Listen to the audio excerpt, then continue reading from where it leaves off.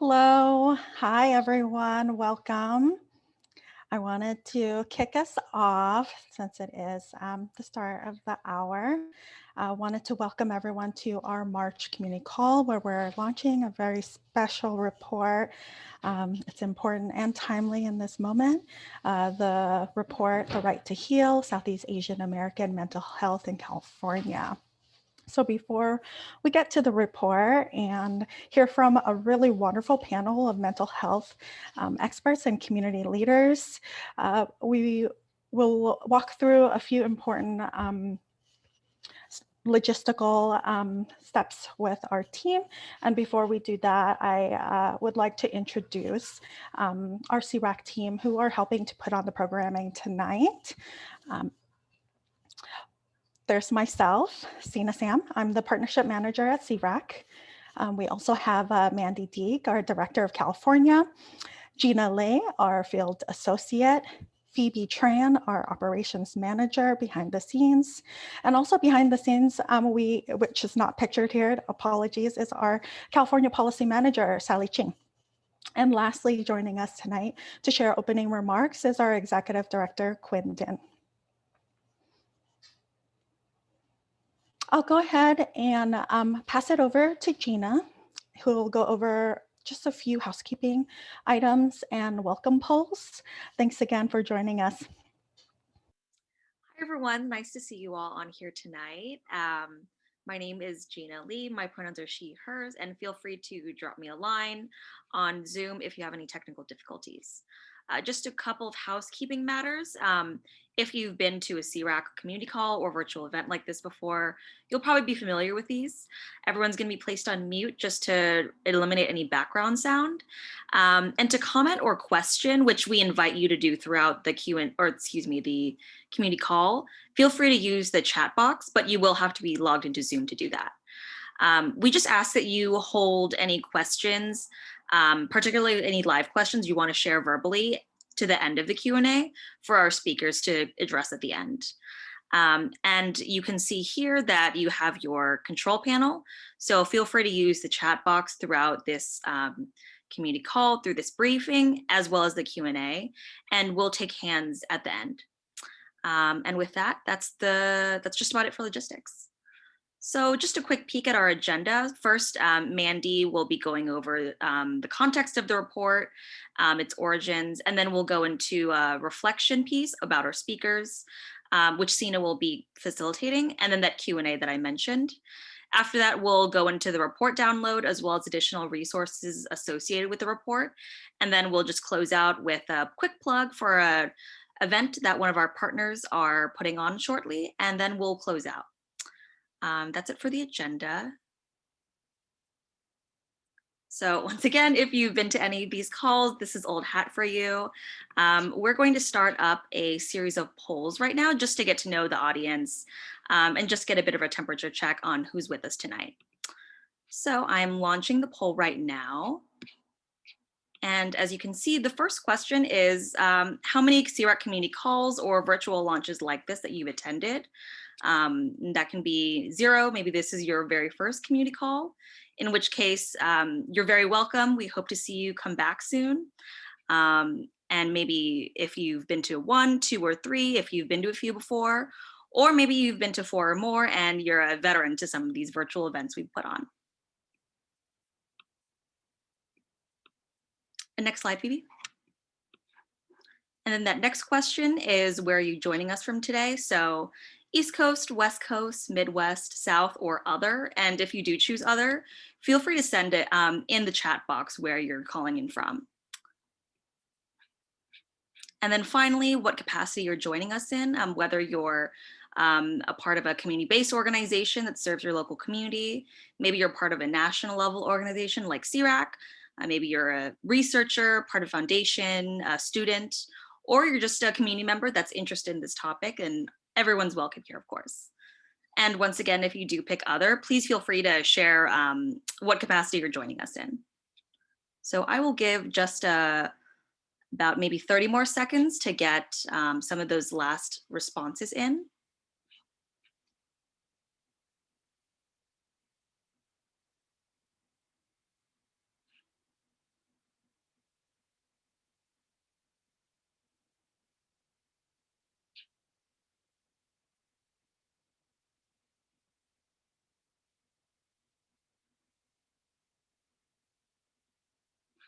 Okay, just a few more seconds for any last folks who want to answer the polls.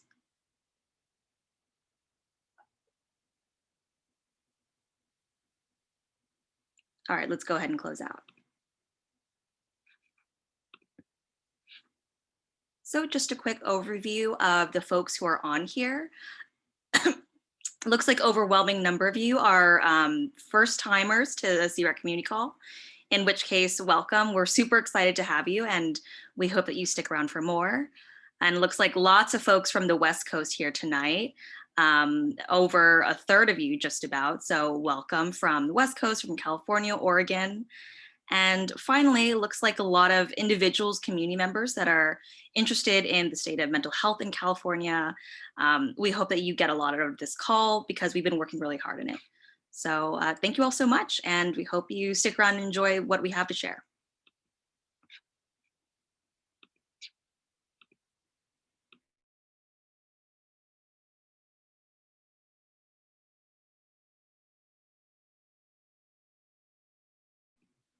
And now I'll go ahead and punt this over to Quinn for any initial remarks you want to make, Quinn. Great. Thanks so much, Gina. And thank you all for joining us tonight, particularly those from the East Coast, Midwest, and South as well. We're so grateful in joining, in being together in community. To welcome folks, I just want to share that this report has been several years in the making to document the long silence, the invisibility, the pain that so many folks in our communities have experienced for far too long.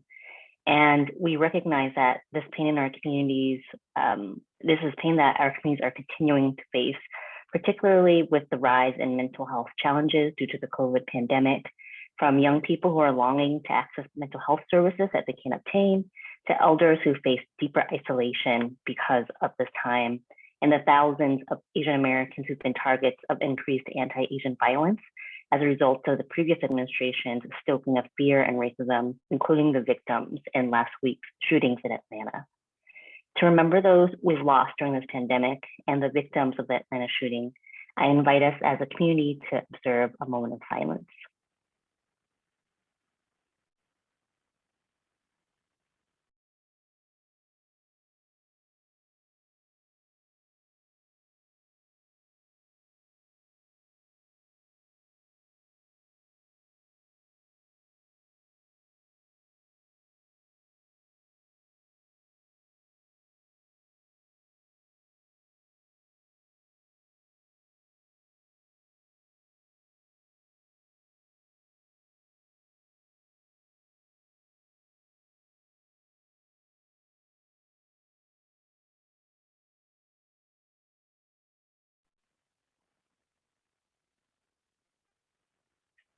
Thank you. During this time of pain tonight, we hope that this report offers an opportunity to come together, to connect, to learn, and to heal. And part of our healing journey is to unearth and to give voice to the lived experiences of mental health challenges for our Southeast Asian American community. And this would not be possible without the trust and courage of over 200 respondents who shared their experiences to be part of a larger movement calling for systemic policy change to call for equitable access to community healing, culturally centered support. And part of our healing journey is to recognize our collective power as a community. And this report would not have been possible without the wisdom and support of partner organizations, individuals, and our amazing speakers tonight. So on behalf of CREC, we thank you for joining us tonight as we declare our right to heal through the forces of intergenerational trauma of war, genocide, poverty, and acculturation. Tonight, we come together as a community to transform our community's pain into power. Thank you.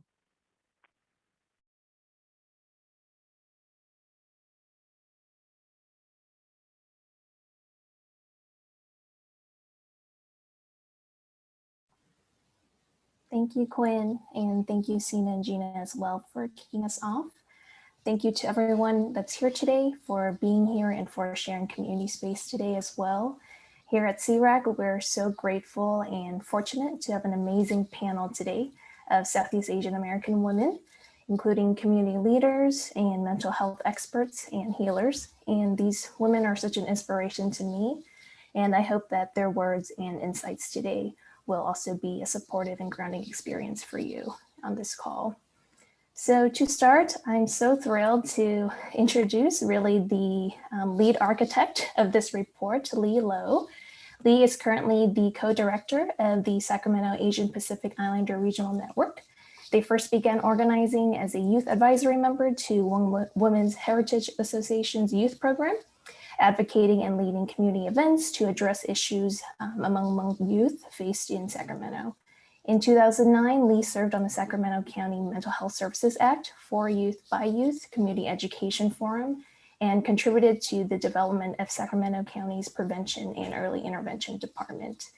Most recently, Lee worked as the California Health Policy Manager for CREC, developing multi-pronged policy strategies to advance health equity at the state level. Lee has dedicated the last 10 years to organizing systemic change for communities of color through programmatic implementation and administrative and policy advocacy. So we're super thrilled to have Lee here. And as I mentioned, Lee probably knows this report better than anybody, as they oversaw and coordinated the entire process from the initial planning to stakeholder engagement to the writing and report development. So Lee, I invite you to join us and share a little bit about how you got into this work, specifically what made you interested in developing this report in the first place. Yeah, thank you so much. Hi, everyone. My name is Lee. Once again, my pronouns are she and they. And I want to extend gratitude to CREC for inviting me back to also share in this report, because this report was really a labor of love in many ways. In terms of how we came about developing this, it was really a big demonstration. It was a demonstration of allowing communities to lead. And so actually before this report, CREC hadn't done a lot of advocacy in the mental health space. We knew it was a critical health concern of our community members, but then CREC didn't have the expertise or the background, or also the history of mental health being a concept that we are only now beginning to talk about in the community. So I think it wasn't CREC wasn't well positioned to really have thorough conversation about what mental health challenges even look like, because our communities weren't ready to even acknowledge that there were issues and that how to even begin talking about it. So I came as CREC at a very privileged time to have folks who have been doing this advocacy even before my time to be placed in a situation where we continue to hear from advocates left and right about the alarming concern in mental health. And then this was really an opportunity for CREC to be committed to allowing communities to lead like how we wanted to. And that also meant pivoting the health work that we did. And it also meant doing a thorough research in even spaces in an area of health that we haven't been able to dig into before. And it was really making sure that community voices continue to lead the policy work that we did, whether that's on a national level or on a state level.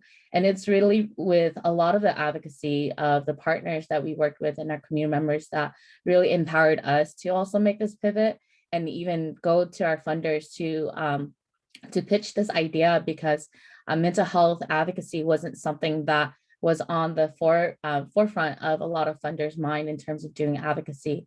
And so it really allowing communities to really empower us to stay true to our mission in terms of advocating for what they wanted us to really led to the development of this report. And we needed to find out where exactly were the biggest challenges, how are we able to address these things? How have we already been successful at different local levels, and what is really the challenges?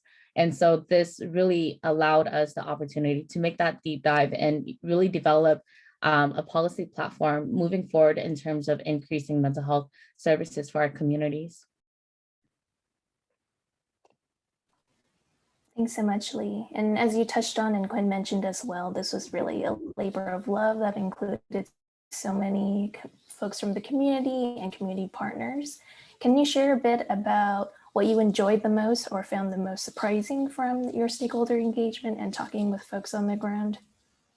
Yes, I think it's really important to start off that it was truly a privilege and honor to have been trusted by the Southeast Asian community in California to lead this community research, because our communities have been taken advantage of so many times by the government and even by our people. And so to acknowledge this collective trauma that our communities have endured and to still trust me is such a privilege and a testament of the powerful love that runs deep in our community. Because in that moment, their love for community and the future that we could build together was greater than their fear and their experiences of mistrust of their past. And in many ways, I don't want community to look towards myself or even CRAC to thank us for producing this report, but really to thank the community members that share their experiences with us, and sometimes revisiting traumatic experiences that they would prefer not to and didn't have to. I think those were really some of the most honorable moments. And in this process, I was tasked with the role to provide language and explain the complex impacts of war, genocide, and displacement and violence and assimilation. And in many ways, our communities have continued to experience violence even before the war in Southeast Asia, and continue to experience violence even after resettling in the United States, navigating violent systems of white supremacy, of patriarchy, xenophobia, and homophobia. And in my research, I came across this concept of loss. I was only familiar with loss in the sense of having lost a loved one, but this concept and in my research really expanded my understanding of loss, that there are many forms of loss that our community has experienced beyond the physical losses of our loved ones.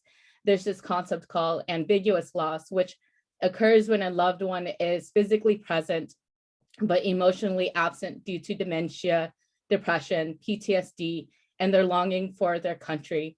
And in the context of COVID, where many of us are understanding this concept and longing for things to go back to normal, I wonder if this is the feeling our parents and grandparents have felt for the past 40 years, to be able to return to a time when their home country was untouched by war and genocide, and to a time when they can be the adults and parents they aspired to be when they were children too. And so, but instead they are conflicted with their dependence on their children to navigate the American system, count the cash at the register for them because they're afraid of being taken advantage of, or their movements are restricted to what they already know and what their children are willing to show them. And so when now, and having understand this concept of loss, when I see my dad and his wandering eyes and I hear the longing in his voice, I know that it has more to do with the country that he is in. It is a loss of normalcy. It is a loss of his dreams, a loss of culture, a loss of identity, and a loss of his autonomy of himself. And my dad's experiences of loss each and every day is, my dad experiences loss each and every single day when he hears my siblings and I speak English more comfortably, more fluently than we do Hmong. And when the only places he can travel to is his work home and a relative's home. And when he can't even dream of anything more than providing for his family, even if it means working at a minimum wage job with managers that disrespect and isolate and undervalues him. So I wonder how much of my experience, how much of his experience going through loss has impacted my own experiences with loss. And because he is emotionally unavailable to me, and I'm constantly reaching and searching for something I don't even know was taken from me.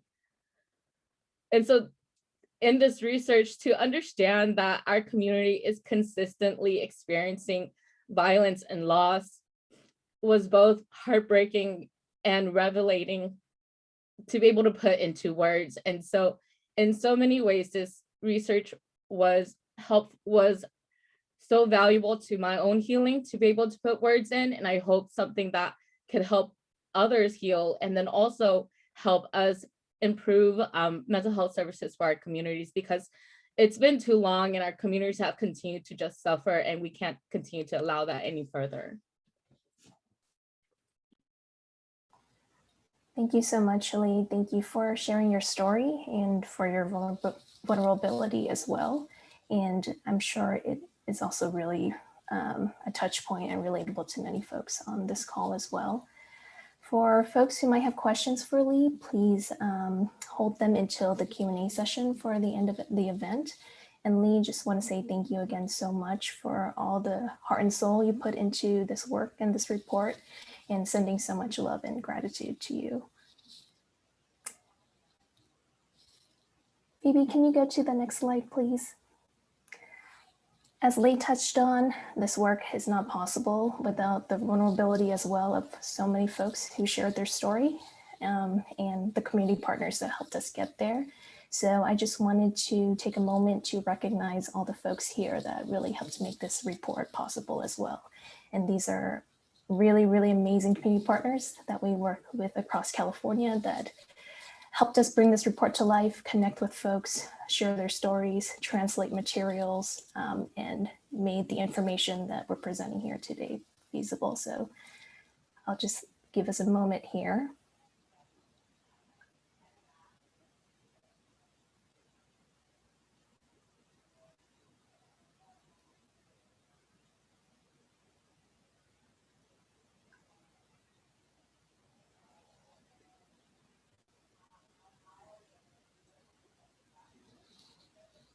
Thanks, everyone.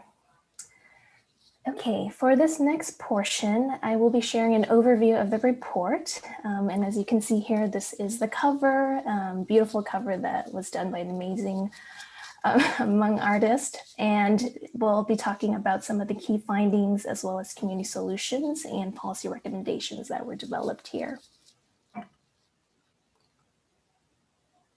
So after speaking with so many community members, including those that are directly impacted, our main takeaway is that mental health care is still not accessible nor appropriate for the Southeast Asian American community. And our research, in addition to existing literature, shows that Southeast Asian Americans experience higher rates of mental health challenges due to experiences of war and genocide and displacement. Some of these challenges include major depression, PTSD, and other anxiety disorders that continue to be unaddressed. And in California, for example, despite being home to nearly 1 million Southeast Asian Americans and having over $2 billion invested a year into mental health services, AAPI adults are still the least likely racial group to access specialty mental health services, with just 2% of the population accessing care. So it also matters because, next slide, please. It also matters because unaddressed mental health issues can lead to what Lee touched on, intergenerational trauma, also known as historical trauma, which research has shown can lead to multiple adverse effects, including worsening trauma for younger generations and more difficulty processing this trauma due to biological changes. This is where in our life course is shaped by the environment that many of our maternal figures in our lives grew up with. And in this case, a lot of that is exposure to violence and conflict that can affect later generations as well. It can also lead to difficult familial relationships, parent-child relationships, including a culture of silence at home, where children and youth don't feel like they can speak up about mental health concerns. And on some of the key findings and starkest statistics that were revealed from the research, we saw that 75% of directly impacted respondents were never able to receive or access appropriate services. So some key elements of appropriate care that were missing include having mental health providers who understood our community history, who understood our cultural values, roles, and expectations. And then for those who did access care, 60% shared that their experiences actually discouraged them from seeking further care. And of the small share of respondents who did receive care successfully, over half said it gave them a renewed sense of hope. And over 90% mentioned how appropriate mental health care services actually helped them improve their conditions. So we see here that culturally and linguistically appropriate care is a huge indicator of whether folks will seek out mental health support or try to access it again. So the three key themes we were able to pull from the report is one, that culturally and linguistically appropriate mental health care must consider all areas of culture, intersectionality, intergenerational factors, healing, and language. This means drawing on the strengths of our culture, heritage, and honoring the different values and identities of individuals and families. The second is that access to appropriate care is critical to healing and ending the cycle of trauma that continues to affect newer generations of Southeast Asian Americans. And the third is that effective community solutions actually exist. They exist to address the barriers of care that we touched on, but unfortunately, they're not invested in widely enough or practiced widely enough. So what are some of these community solutions? The first is the concept of healing-centered care, which is a strengths-based approach that advances a collective view of healing and centers culture as a key feature in our well-being. And this works because a community-based approach focuses on our culture, on our values of spirituality, civic action, and community healing to address what is a collective trauma and a collective history. The second is having trusted agents and community health services, where services are co-located and community-led. And that includes community outreach and education and innovative solutions from the community. And this works because services in a community setting help bypass cultural stigma, it can help build trust with providers, and it can increase understanding of mental health challenges and existing care and systems. And third is language justice, which is the provision of culturally and linguistically competent mental health services that affirms our basic human rights to comprehension, to expression, to affirm our beliefs and feelings. And this works because it addresses a huge piece, which is language barriers for one of the largest limited English proficient communities. It also mitigates discrimination and helps build trust to discuss sensitive topics and help folks access services. And while today we really want to hold space and focus on community, we also wanted to uplift some tangible policy recommendations that we developed from this report to show some ideas on how we could improve our healthcare system to support our communities. So the first is increase access, which prioritizes targeted community education, outreach, and navigation. The second is investing in community assets, which means that we're recognizing non-traditional mental health care providers, and we're supporting community resource hubs and community services that are integrated and co-located. Third is improving the quality of care, ensuring that we have language access in the resources and materials that we create, that our interpreters and interpretation is accurate and skilled, to ensure that data is disaggregated to actually highlight the needs of our community, and to build a Southeast Asian American pipeline of providers and increase provider diversity and cultural humility. Fourth is to integrate mental health services through school-based adverse childhood experience screenings. And what ACEs does is it identifies traumatic experiences in childhood, including growing up in a household with mental health issues, and then identifying that and then finding ways to provide support for youth, such as teaching social and emotional learning. And lastly, the fifth policy recommendation is to continue this conversation, to fund research so that we can continue to learn more and to identify community-specific needs and be able to develop and implement appropriate and effective services.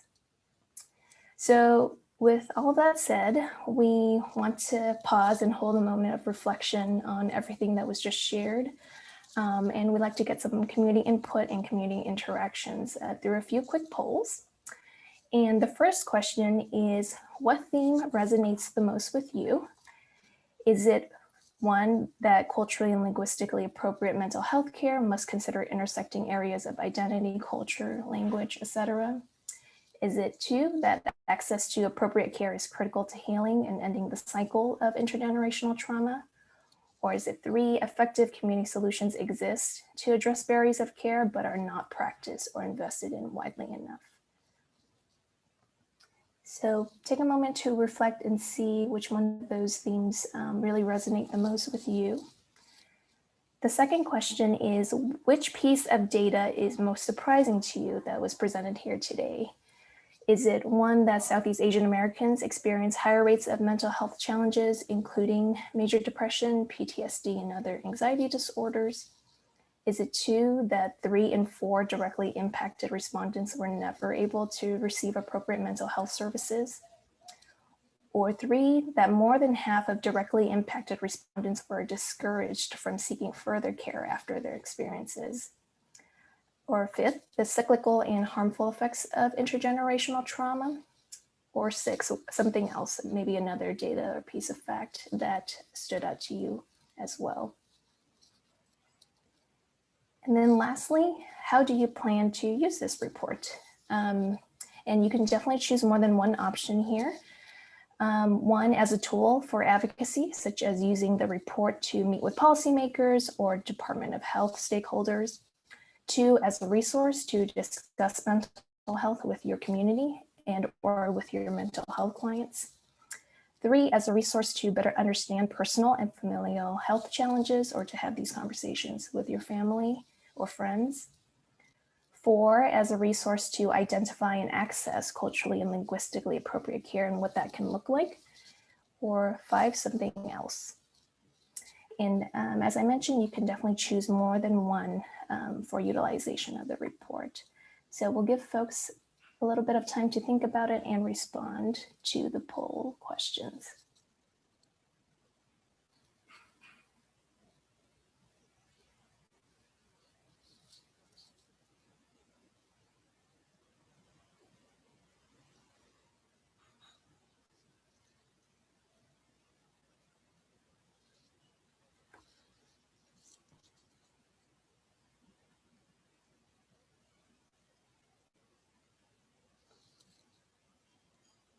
Okay, we'll give folks another 30 seconds.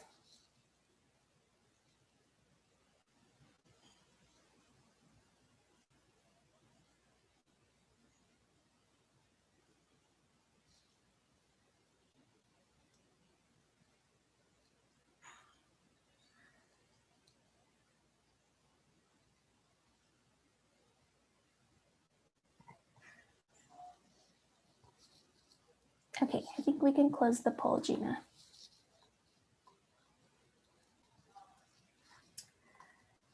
Okay, it looks like we have quite a variety of responses, but for which theme resonates the most with you, it looks like there were fair responses across the board, but the fact that we really need to be considering intersectionality and different areas of identity and culture and language in defining what's culturally and linguistically appropriate healthcare really stood out to many on the call here, in addition to the concept of healing to address intergenerational trauma.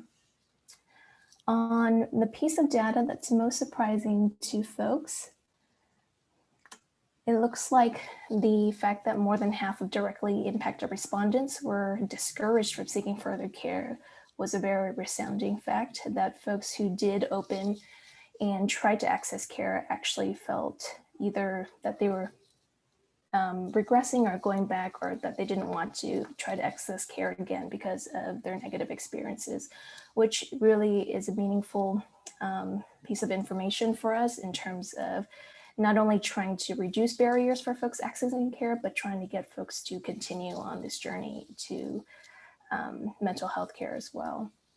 And then lastly, on how folks plan to utilize this report, there's great responses across the board. Looks like many folks are looking to use this to have further mental health discussions with their community, as well as with mental health clients. And over half also look to use this as a tool for advocacy, which is wonderful, such as meeting with policymakers and departments of health. And later we'll touch on a bit of additional resources and materials that we will be providing as well to help with meetings and advocacy efforts as well. And just under half also see it as a resource to have more understanding and mental health discussions with their family and personally, as well as seeing it as a resource to help them find culturally and linguistically appropriate care.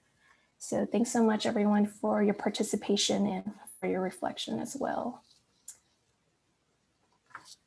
So for this next part, which I think is what everyone is waiting for, I'm so excited to have our panelists here to speak about their experiences. As I mentioned before, we have an amazing group of Southeast Asian women who have a lot of expertise in the mental health field and are community leaders for a lot of our partners on the ground as well.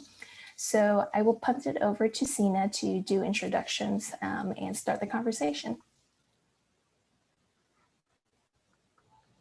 Thanks so much, Mandy, for the report out on key findings, as well as walking us through some of the very important impact of how this report has been realized in sharing about our community, as well as some of the recommendations. And thank you so much, Lee, for kicking us off with your experience in helping to contribute to the report. And we look forward to Q&A with you at the end of our panel. I would like to go ahead and welcome Rita Mesai. Rita is a creator, host of Healing Out Loud. If I could get her pin as well for her video to make sure she's up with us. Hi, I'm here. Oh, excellent. Okay. Excellent. Perfect. Okay. I'll go ahead and continue. So Rita goes by she, her pronouns and is a second generation Lao Asian American femme woman, politicized healing practitioner, social entrepreneur, independent audio producer, and an award-winning filmmaker based in Los Angeles, California. Rita works with her own traumatic experiences in overcoming domestic sexual violence, fueling her address of complex issues in the refugee, familial, intergenerational trauma, healing, and emotional resilience. She also runs a podcast and consulting platform, Healing Out Loud, and works with the Asian American National Alliance, also known as LANA. Welcome to our discussion today, Rita. Thank you for having me. So excited to be here. Perfect. I wanted to get some discussion going in terms of community impact and where the stories and experiences was coming from that informed this very important report in this moment in time where mental health is so important to talk about and have in our community. And we know the understanding of mental health and cultural stigma causes a lot of our Southeast Asian refugees and community members to avoid seeking professional mental health services. Could you share a bit about what this may look like, stigma and the inability to access and have appropriate mental health care for the Laotian American community, and how your work as a healing practitioner informs the needs? Absolutely. Well, first of all, thank you, CRAC, for having me on. This is incredible. Just from the very beginning, since we started, I've just been feeling so many emotions and I was trying to process everything. And just being in community with everybody has truly been, healing for me in the first hour or so. Also want to express gratitude for Jonathan Borasain and Vimala of LANA, Laotian American National Alliance, for appointing me to speak on behalf of the Lao and Laotian diaspora, and of course, Healing Out Loud. And so I just wanted to kind of kind of zoom out a little bit, and really try to understand the context of what we are talking about here.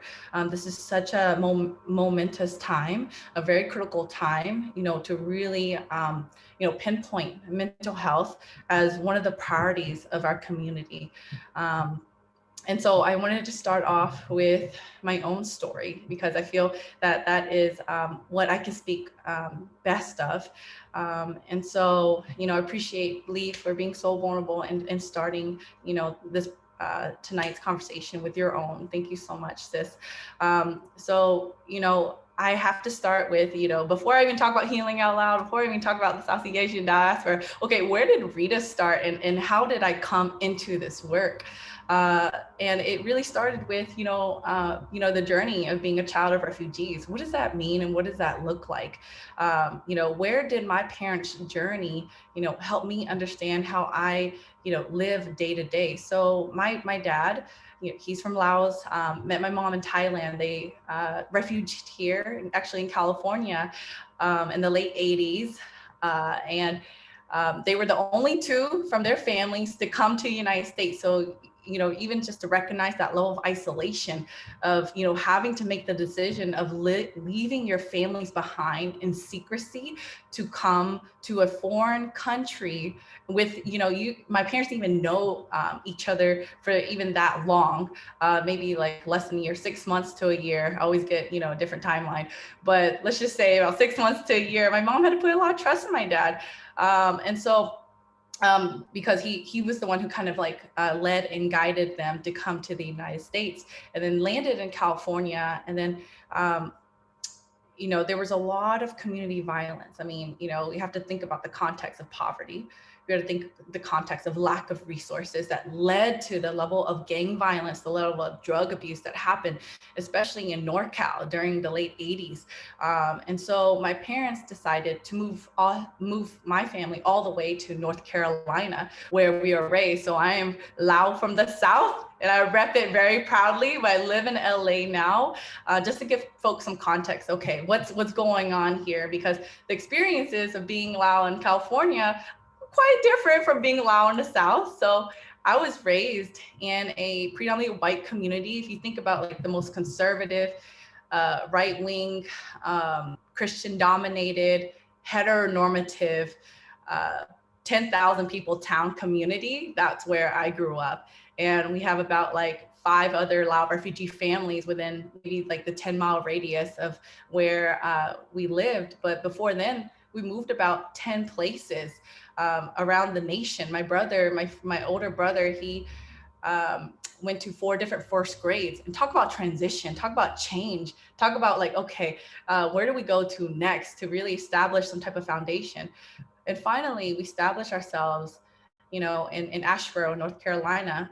And, living there and being one of the few refugee families, it was really, really difficult to say the least.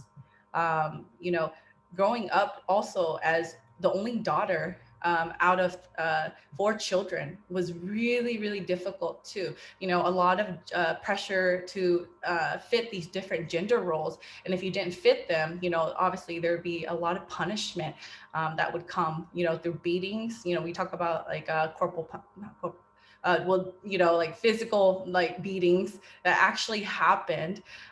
So when I talk about domestic violence, I talk about, not only the, including the beatings, including the verbal, emotional abuse that happened, right? In terms of also understanding, okay, what was my parents going through, right? Because, at the time, they're also trying to protect us from, disciplinary issues with the white community. And so they had to, learn a way to also discipline us that was very fear-based. And, they only knew what they knew. So I wanted to kind of give that as a kind of like more like a context of where I grew how I was raised, and then experiencing sexual abuse too, and naming that, but having no one to go to. And so you could see how, I can't go to my parents because, my parents, they're not mental health professionals, and they're still dealing with their own PTSD, hypervigilance, paranoia that actually just looks like hypervigilance in our communities. And so if you can imagine how lonely it feels to go to school, not see anyone like you, go home, take, verbal or physical assaults from your parents, and then have to do it all over again. And so, that kind of painted my picture of really setting the tone of, okay, and, thankfully I was really, I don't know how I did it, but very high functioning. There was something there where I was super high functioning, somehow made it to college, 4 years of college, haven't never seen a therapist there because mental health, again, it was only like tip of the iceberg for, communities of color, not even scraping like Southeast Asian diaspora. And so, then I realized I didn't, through all my research, I realized a lot of what ended up happening was me doing research on my own family, because literally I was trying to really understand what was my parents going through. So I attended like this research program, and then I ended up getting into UCLA to do, I ended up getting into UCLA to do research to reform policy practice. I thought I would, do research on the Lao diaspora and how to create a pipeline to go into higher ed. Wound up doing like storytelling, making a film, and then realizing too in Asian American studies. So I did ethnic studies. I was super hyper vigilant and super angry.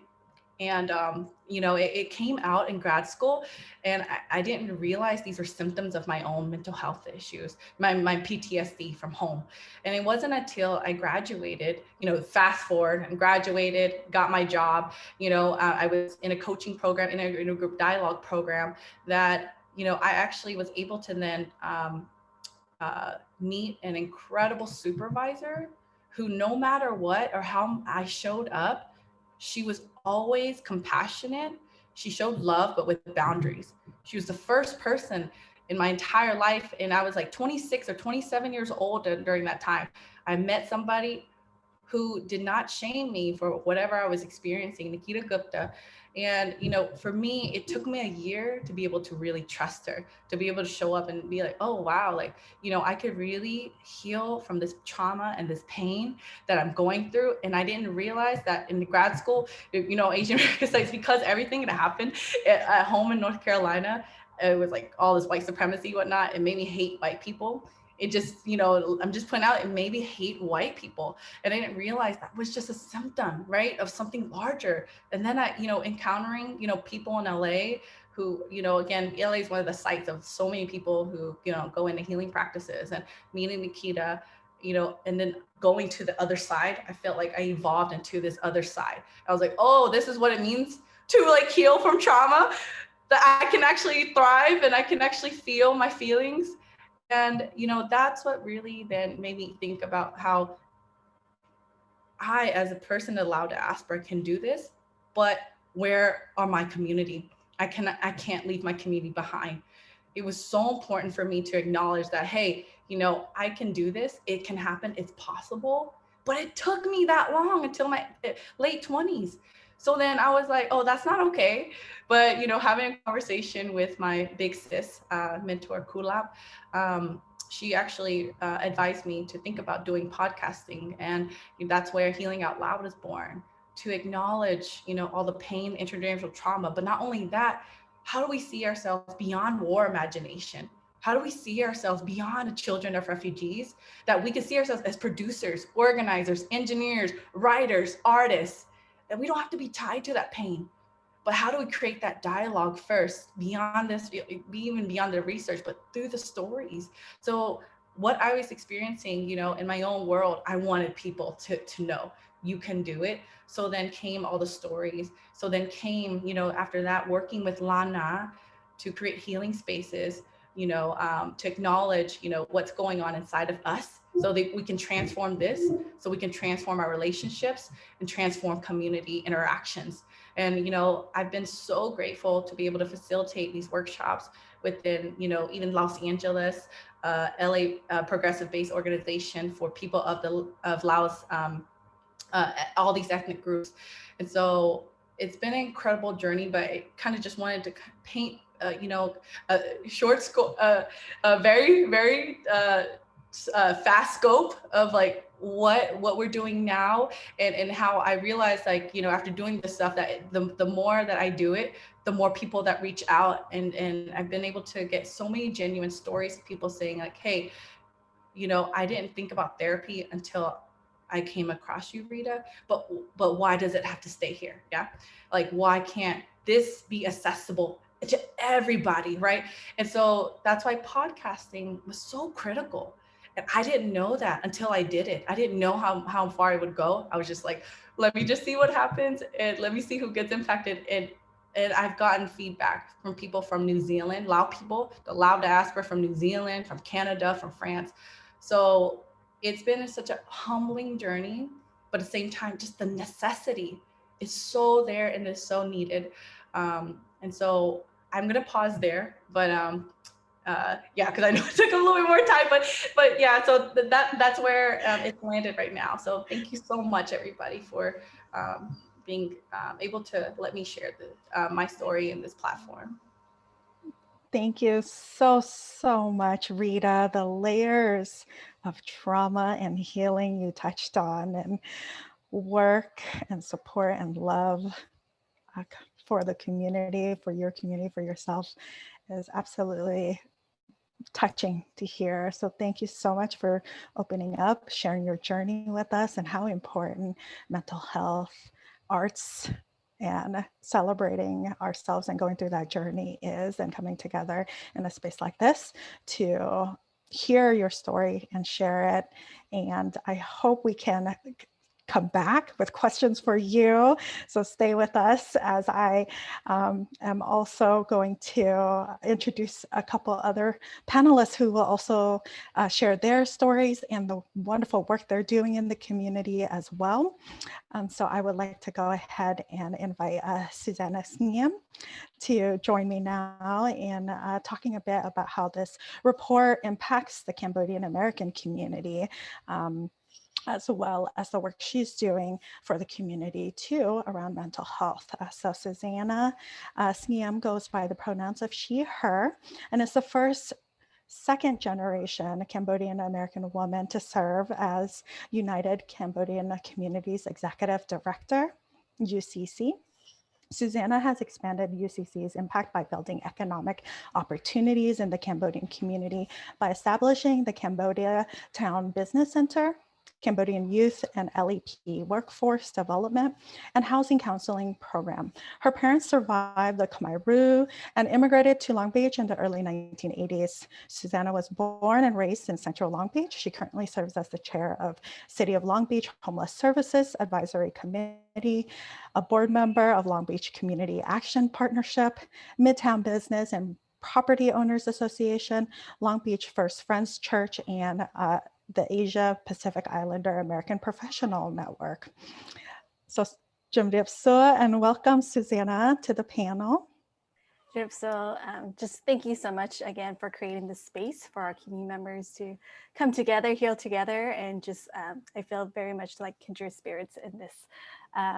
And just thank you so much for putting together this report. Absolutely. We would love to hear more on how the mental health report affects the Cambodian American community, because we know, for instance, PSTD affects the community elders at 62%, higher than the general public, which is closer to 3%. As a leader in the community and serving the Cambodian community as well, which is the largest population of Cambodian Americans in the US as we know it. Can you talk a bit about how the community has faced some challenges and what approaches you've been able to utilize in your work to support and serve the community with this traumatic history? Yeah, thank you for that question. I think as a leader in the Cambodian community, the biggest challenge I faced was being able to operate in a mental health system that's designed for white Western folks, right? And so at first, when I was approaching this work, I was like, how do I prove and show the Department of Mental Health that our Cambodian community needs mental health resources? Now that I'm older and wiser, like I took a step back and said, no, it's not about me proving, but rather dismantling the Western systems that are created for our mental health system. And so being able to approach it at a different way and think about like, okay, how do I best leverage the resources and strengths within the Cambodian community and show we already have our healing practices. We just need resources that's from the county and also from the state to be invested in our community, because we can heal our communities, right? And so the challenge that at first I faced was within our structure of Department of Mental Health in LA County is that the county receives the fundings and designate what programs they fund, right? And the programs that they funded was evidence-based practices.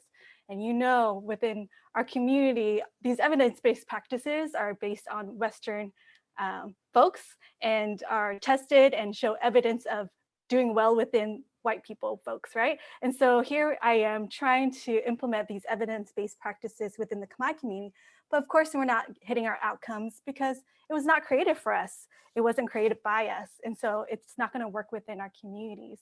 And asking that question, like, what evidence does it actually show, and dismantling what research really means and data for our communities. And that's another piece that we really had to push against was how do we evaluate and how are we measuring the impact within our communities and coming up with new outcomes that really show what healing looks like within the Cambodian community. So that's how we started to do work around the Cambodian Community Wellness Program, in which Cambodian organizations in LA County and Orange County came together to best serve our Cambodian community and create a community-defined practice. And what that means is that this practice was developed based upon our cultural values, our healing practices, and that we integrated it into a program that we're doing across all of our community members in LA and Orange County. The lead organization in this partnership is Cambodian Association of America, and UCC is a partner along with the Cambodian Families in Good Health, Khmer Parents Association. And together, because we're such small organizations, another big piece of the system within the Department of Mental Health is that they weren't willing to fund our individual organizations, but once we came together, they funded our collaboration. And this funding was made possible through the Prop 63, which is a tax on people that make income $1 million or more, a 1% tax. And with that 1% tax, we're able to fund these innovative mental health programs that really are based upon our communities and work well within our communities. And so through that, we were able to apply and receive funding to not only build this practice within LA County, but also build the evaluation piece of it.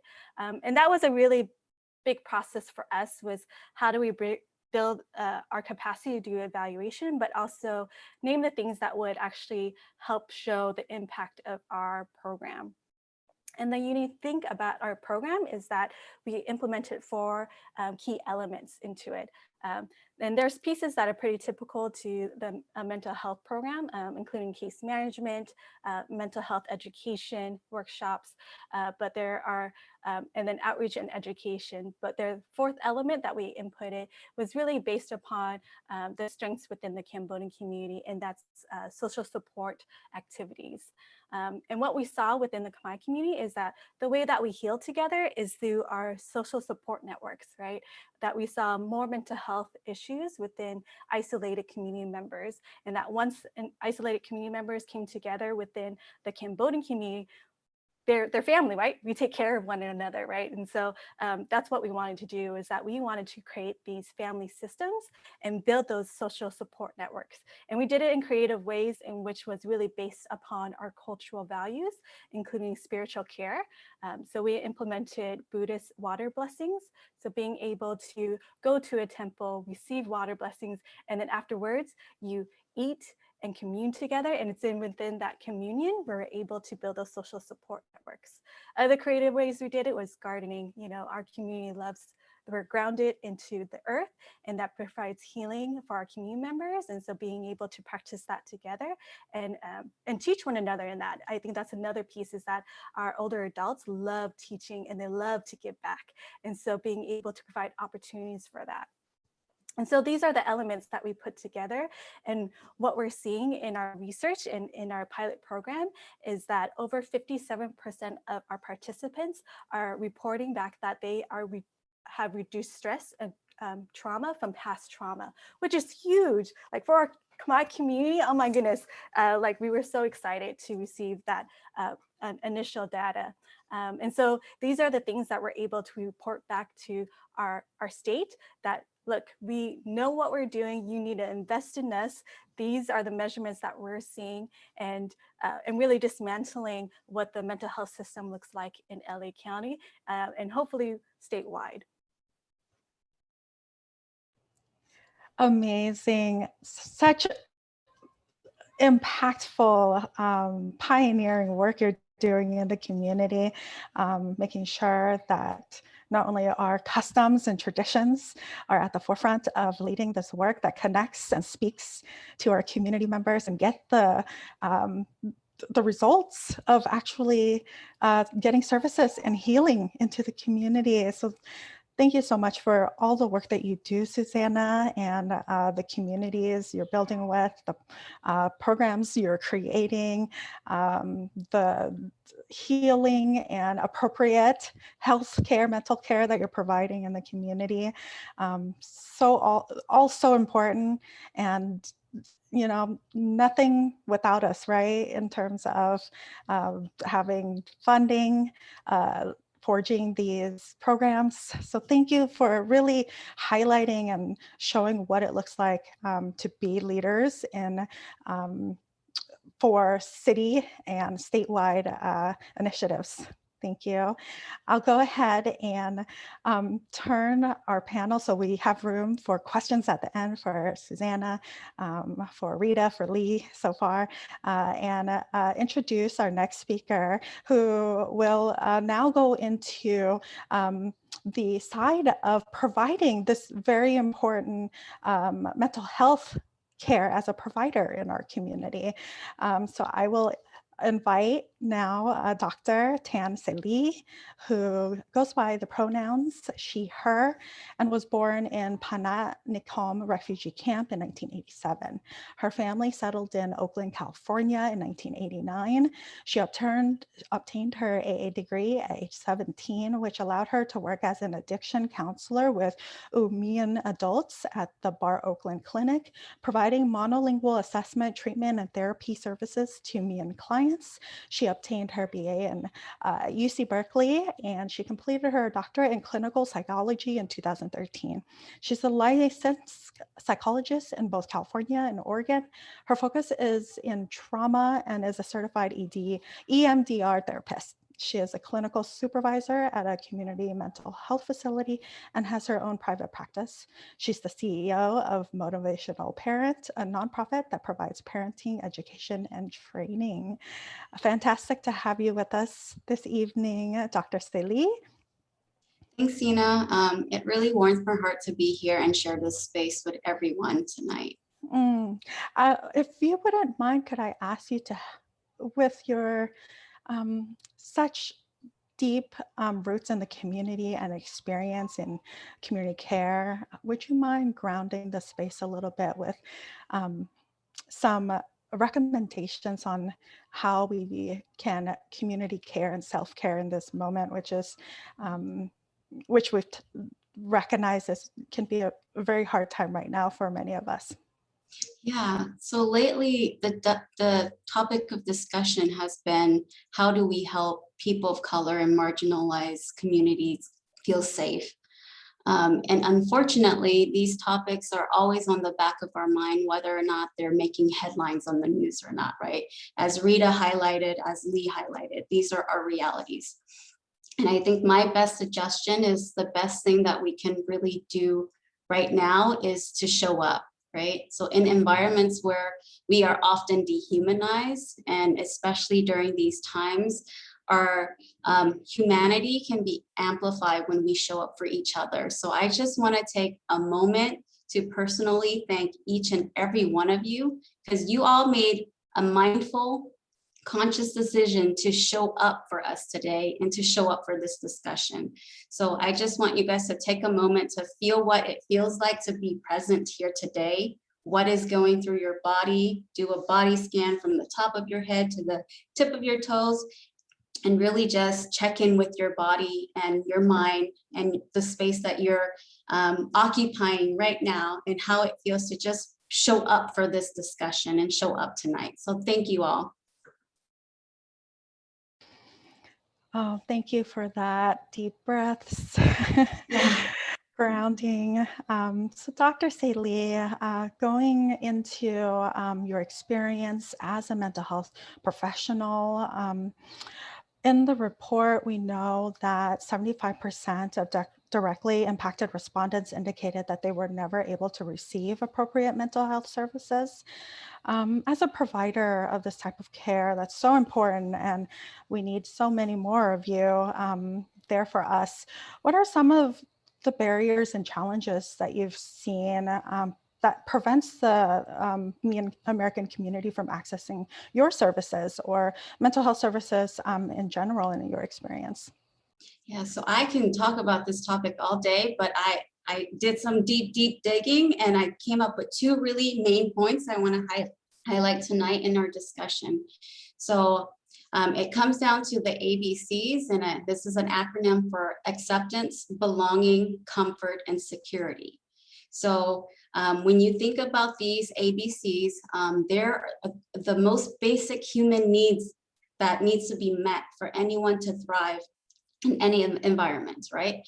And what I've observed and what I witnessed as a counselor working with monolingual Mian elders was that these basic needs were really hard for the systems of care that they were in to meet, being, mental health service consumers, because there was lack of cultural training, lack of, and you guys talk about kind of the pipeline to getting more therapists that look like us and also speak the language and know the culture. There's a high lack of cultural competency training and also education, right? So if you think about the Mian history, it wasn't until recently that people learned about our role in the Secret War and why we came to be in the US. And so when you think about acceptance, belonging, comfort, and security, how can you have that when your identity and your history is invisible, right? And so bringing it down just to the nutshell, these are things that are really lacking and really prevent people from accessing care. So like there's a Mian word that the Mian elders helped me kind of embrace and learn that really ties back to this ABCs that they were needing, and it's called my deal. So after about, I worked at the BART clinic for 4 years with these Mian elders, and after the second year, a lot of them were comfortable enough to come and start giving me positive feedback and praise. I think in part because they were scared I might leave and not be able to be there to support them, but they started to say, Tan, I feel like I might deal here because you're here at the clinic and you work here. And so to them, they felt accepted because I spoke the language and I understood their background and their culture, and they could relate to me. And I knew all these kind of cultural nuances and complexities, and it was just a shared connection, right? And so there was that. So in thinking about many processes in our current institutions, agencies, and organizations providing care, whether that's mental health, primary care, dental care, there are policies and procedures at a macro and a micro level that really prevents people and make it really difficult to create a space where people can have their ABCs met, especially people who don't speak the language, people who have a highly different cultural background, and compound that with like complex trauma, pre-war trauma, war trauma, post-war trauma, and then this host country trauma, right? And so there's so many things tied up into it. But when we think about trying to meet people there, all the things that Susanna kind of highlighted in their work, her work really would establish that acceptance, belonging, comfort, and security. The second point I want to make is the connection, right? So we're talking a lot about how connection to the community is so important. So when providers, especially therapists and clinicians, are lacking these information essential for you to understand an individual, for them to be seen, and for them to feel that they matter, the therapeutic connection is lost, right? So, and I witnessed this in reviewing clients' chart, their biopsychosocial history, their case conceptualization of why they might have PTSD or why they might be suffering with major depressive disorder for, 20 years, right? It's missing their trauma history because maybe they don't feel comfortable enough of sharing that they were raped or that there was incest or domestic violence or addiction and gambling. So lots of history was missed because of maybe that lack of trust, cultural aspects to their identity, that whether if they practice Mien shamanism or not, or if they're Christian Miens, these things were missing in their chart, as well as family history, right?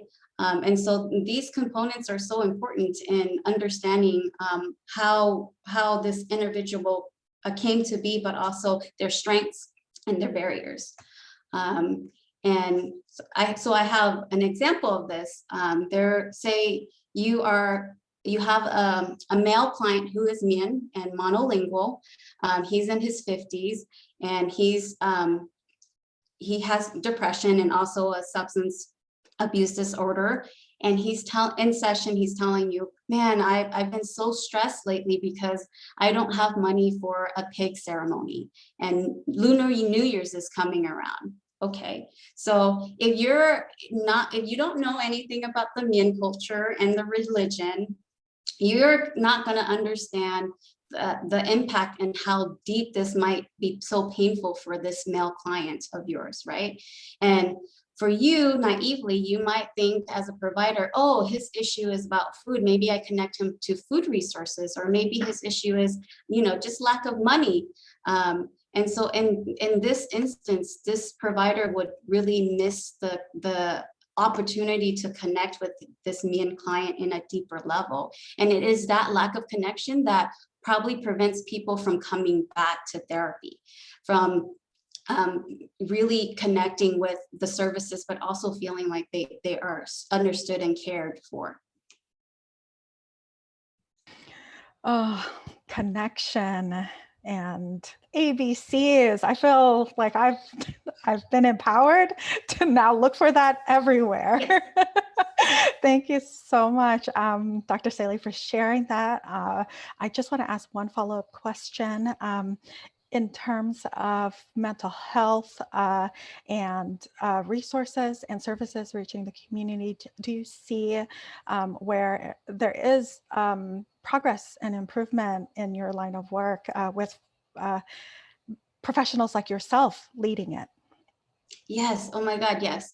So I love this part of my journey in becoming a therapist and a psychologist, because this was seen in my work with the Mien elders. So when I started, I was green. I didn't know what the heck I was doing. I wasn't trained. I just kind of jumped into this role.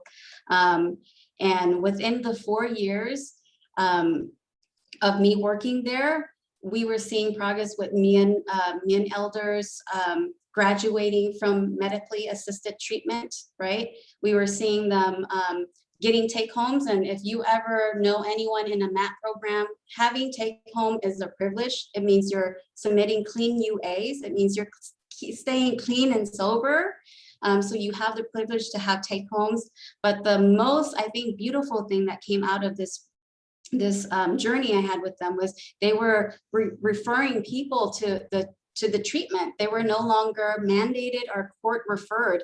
This means that the stigma of the care they were getting was reduced. They were actually sharing their stories of treatment and referring friends by word of mouth, right? So you can see the progress, and it was just so beautiful. And they've helped me grow so much as a clinician, because I was able to get a men-oriented kind of perspective on healing and what it means to be in therapy from their perspective in my 4-year journey with them. They were able to help me come up with names for depression and anxiety, in our Mien language. And so it was just so beautiful. And I still, look back at my time with them and how much they taught me. Not that I was an expert or anything like that, but it was just, yeah, so there is progress. And when I started that journey, I thought, man, maybe this therapy isn't for Mien people. No, I was wrong. It was just the way the approach had to be collaborative. It had to be driven by them. And also it took time for them to also orient themselves too. So there was this word we created called jazao, which means it's to peel off the layers of burden and depression. And so each time they would come in their weekly session with me, they'd be like, yeah, I'm here to jam my zao, right? So it was just so beautiful to see these things be created in a space with them. And it wasn't something I learned off of the textbook. It wasn't something I learned off like a training, right? So it was just so organic and beautiful. And yes, there is progress there. Absolutely, with you there as a professional and helping to shape that. We have the ABCs and we have, connection to therapy that works for our community and works, to the strengths of our community as well. So thank you so much. With an eye on time, I'm so sorry. I will make sure we get to welcome our last panelist as well, so we can also have room for questions at the very end if audience members would like to direct them to our fabulous panels. Next up, we have Winmi Win is AMFT community organizer at Empowering Marginalized Asian Communities, EMAC. She goes by pronouns she, they. Is a proud queer second-generation Vietnamese American woman who is passionate about advancing social justice through the lens of art, healing, and working in community.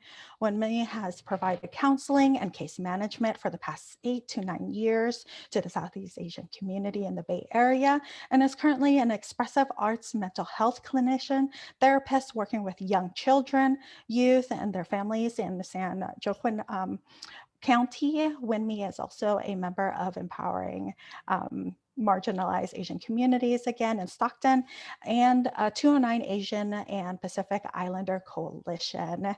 Winmi, welcome to our healing and mental health report launch discussion. Hi, thank you for having me. Absolutely. We would love to hear from you, since we've discussed so much of the individual, community, mental health professional perspectives on how the report and how mental health challenges can affect the individual and community, as well as healthcare professionals. We also know there's a ripple effect on families and in the Vietnamese American community in particular, which you're from. Can you share with us about your experience and some of the positive effects of what happens when appropriate mental health care is being received? Yes, again, thank you so much for having me. I think it's always important to share about context, what where I'm from, because that's going to help inform what I'm sharing today, similar to how Rita shared about Rita being from the South. So I was born in San Jose and then moved to Sacramento. In terms of when I think about my experience working deep with the Vietnamese community, I have to give a big shout out to the Southeast Asian Development Center, formerly known as BYDC, Vietnamese Youth Development Center, in the Tenderloin, San Francisco neighborhood. We worked with a lot of young folks who were also immigrant themselves. So it was very, shout out to everyone here who's connected to that org. Try not to get distracted, okay. So if I could summarize, let's see, like 2 words to describe like themes that I got from working so intimately with this community is the word lonely and secrets. How lonely it is for young people who've immigrated here, and especially when we think about what is happening in San Francisco right now, the monstrosity of gentrification and how that impacts like people being able to access basic needs such as housing and resources and finding a sense of community. And I think about secrets and how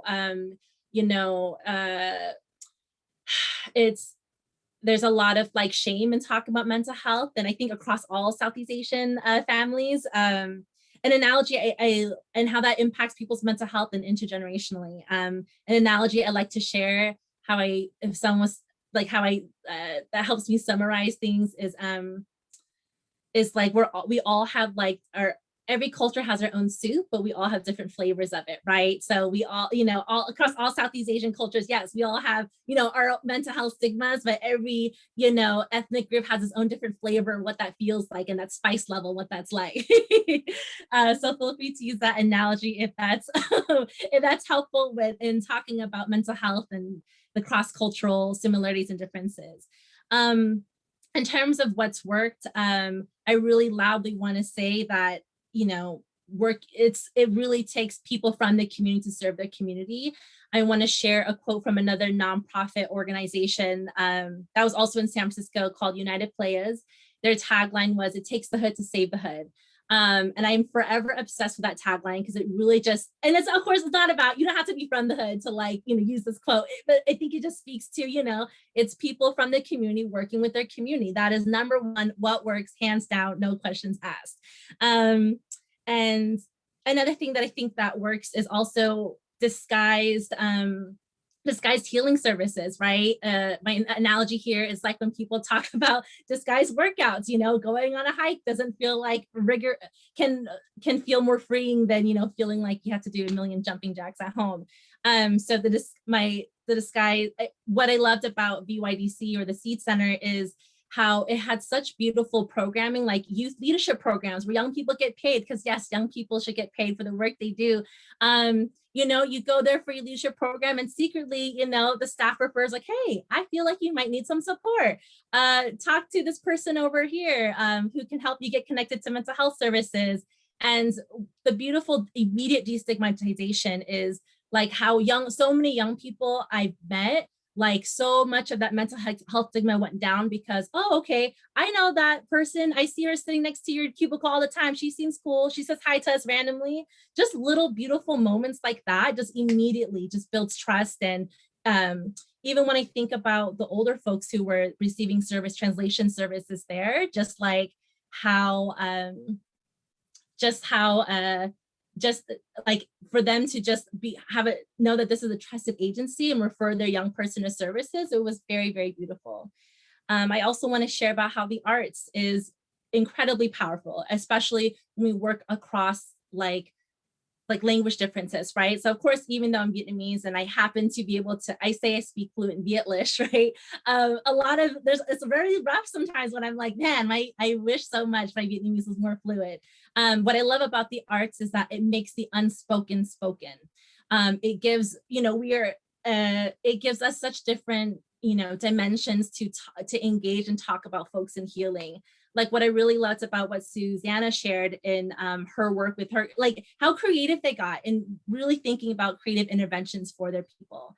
I always think about how when I think about arts as healing, it's not some new wave thing. The arts has always been used across culturally in our Indigenous communities, right? And when I think about bringing arts in a healing space, it's like a fight and advocacy for that. Yes. Okay, so to share a case example to kind of summarize like my journey as a Vietnamese person working with my community, I think about this young person who, was struggling with a lot of depression, isolation, suicidality. And again, the whole disguised healthcare thing, the program that I was in, we were able to be at the school sites. And if I hadn't have been there, this young person was referred to me, avoided all my school passes for this person to come visit me. But me being a school site, me being able to get creative with the academic count, like other people to like find ways to like reach out to this young person was, I think about all the time, like what would have happened if what would have happened if, mental health providers were not at school bases, right?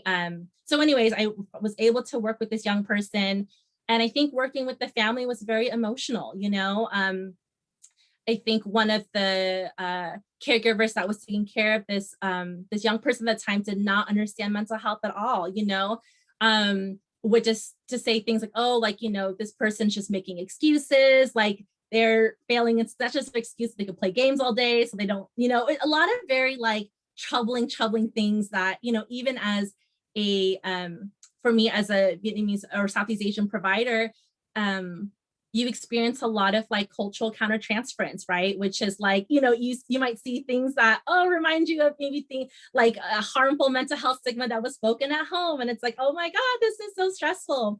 And one of the things that I really love about why it's so important for us to work with our own communities, because we also get a lot of healing through it as well. I think about my work with this person's, another caregiver that was working with them, and how me being able to have conversations with them about mental health was so, even though, at the point where the case ended, like that caregiver didn't get, was still working on it, but we were able to create a lot of beautiful movements. Like, even though that parent was still struggling with fully understanding mental health, but that parent was at least willing to talk to their kid with a compassionate tone and check in on them and make sure that they're doing okay, and how much she was able to open up to me again because she trusted me. And it was very helpful that I was also like in that community.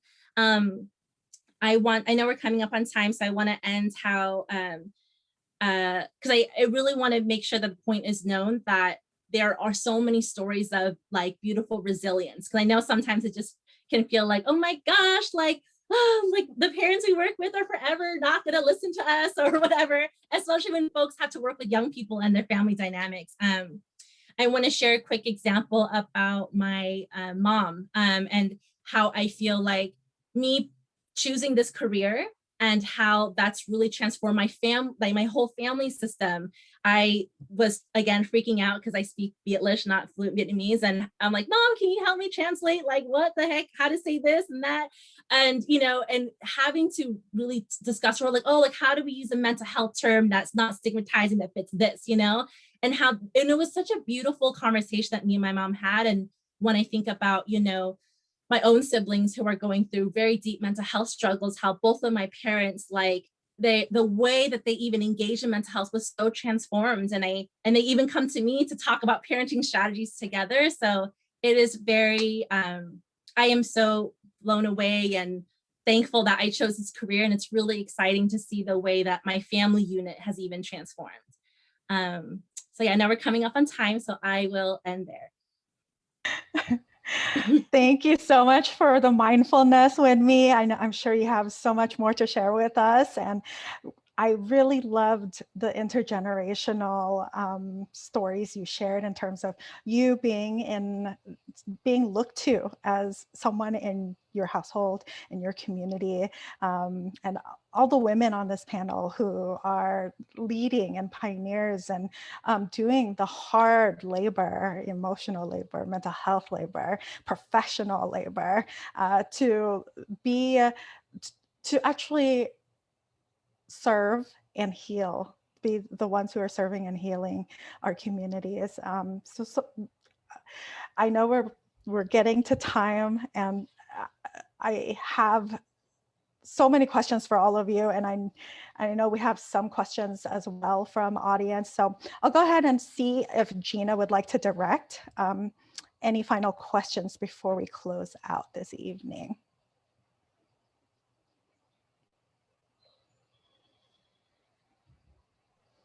Sure. Thanks, Sina. And thank you to all of the speakers for your incredible words today. I think I speak for everyone when I say that we all really resonated and we really appreciate everything that you shared. So at this point, if anyone has any questions, feel free to press the raise hand button or chat them or use the Q&A. And so I'll just pause here for any last questions. If not, then just with an eye towards time, I'll pass it back to Sina to wrap things up.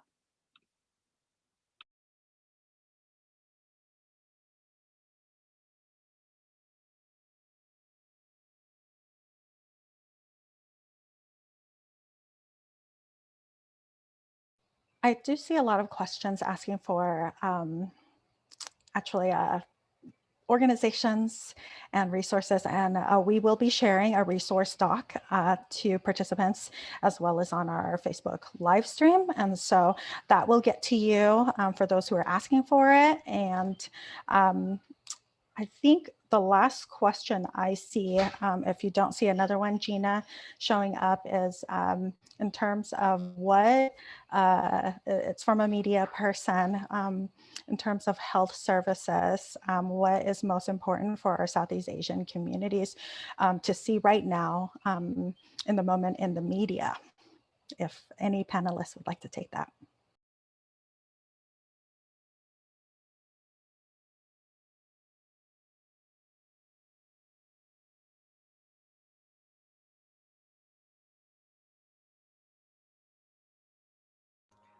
Sina, could you repeat the question, or I didn't see it? Oh, sure. I would summarize it as what is most important for our community, Southeast Asian Americans, to see highlighted as community health resources or needs in media.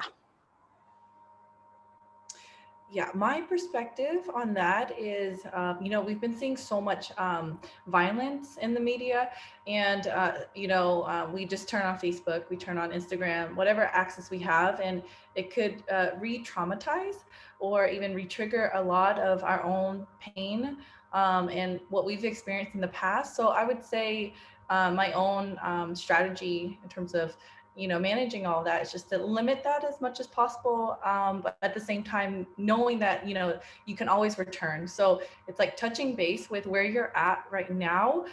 There's always going to there's a lot of different resources. I'm sure CRAC can share them, but I would say emotional health is so important to be able to function and just to be able to exist, connect with each other.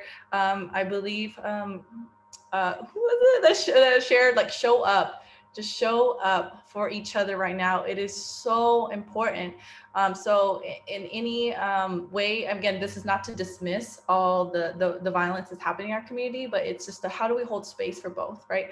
How do we manage, you know, being able to really touch and be in tune with, you know, our body system, our spirits, our souls, and how do we get well first by limiting all the different forms of violence that we see, if we can help it, and getting into a place of calm and of, yeah, like, you know, like to calm, like a baseline before we interact with other people. Because, you know, if we don't work on what's going on in here, we could easily project our own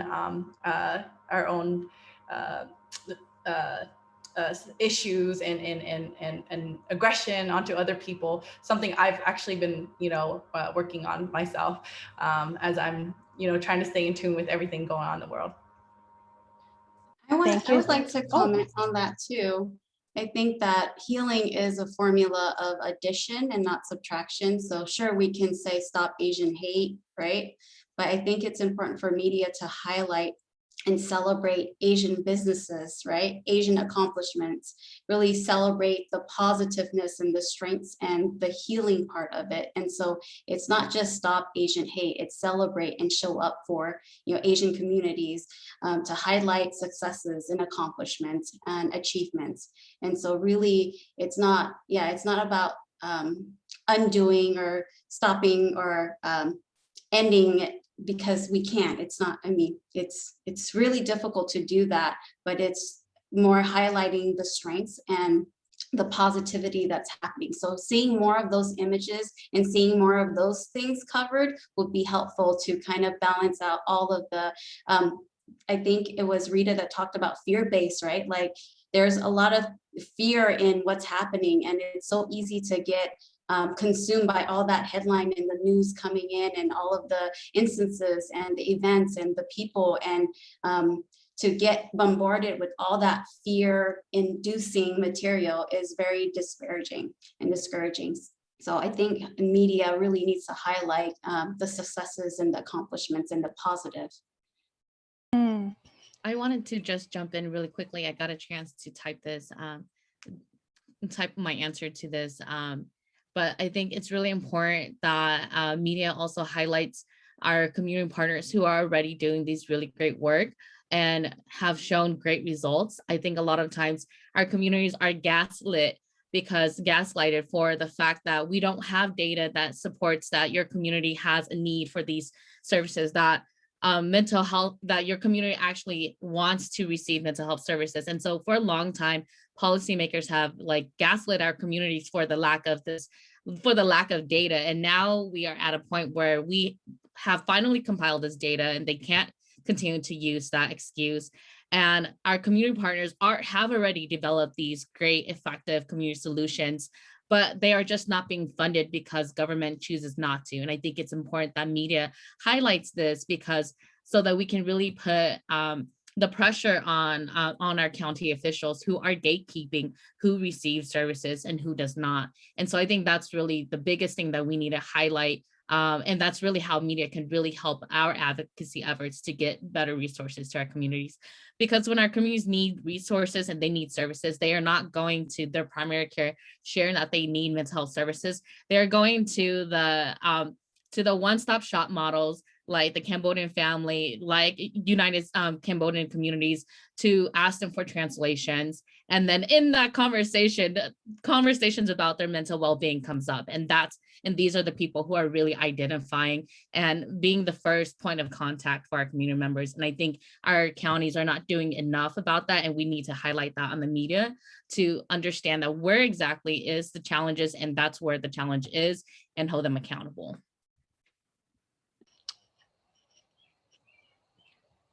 Thank you, Lee and Rita and Dr. Lee, for those really thoughtful responses and powerful examples of how our community is already doing the work, as we've seen on this panel, and it should continue to lead it and be represented in ways that is accurate and, no longer, it's not a secret. It's not secret therapy. We're doing the work, and it's helping our communities and should be put in more positive and accurate lighting. So thank you for responding to that question. And I, again, with eye towards time, we are over a little bit, but I'm not sorry about that. This has been amazing and powerful.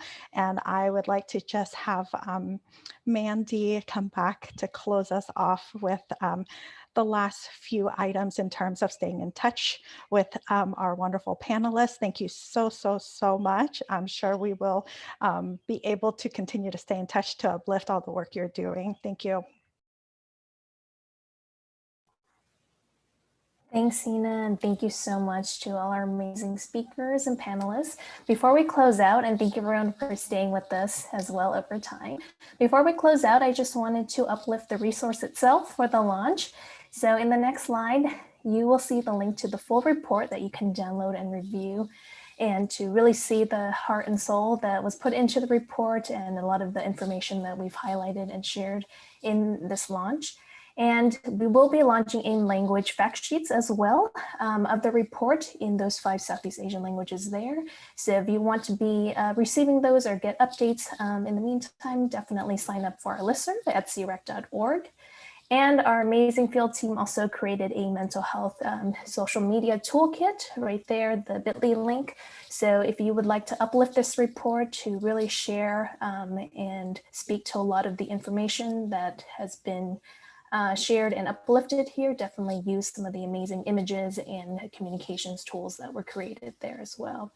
And then last but not least, on the next slide, I just want to uplift this Southeast Asian American Advocacy Series that is being led by our awesome community partner, Hmong Cultural Center of Butte County. And there are 3 events there. It includes a listening session for older adults and seniors tomorrow in language, as well as 2 local advocacy training events in April that you can sign up for and learn more at these RSVP links. And with that said, I will close out this event with just so much gratitude. And I mean, there are no words. I just feel so connected with everybody and so grateful to be in community. Thank you so much to everybody for being here with us, for sharing the space. Thank you so much to our speakers, Lee, Susanna, Rita, Tan, and me, for your wisdom and sharing your knowledge and helping us ground everybody here today. And a huge shout out to the CRAC team as well for making this event possible. So thanks so much, everyone. Hope you take care of yourselves, and have a great rest of your night.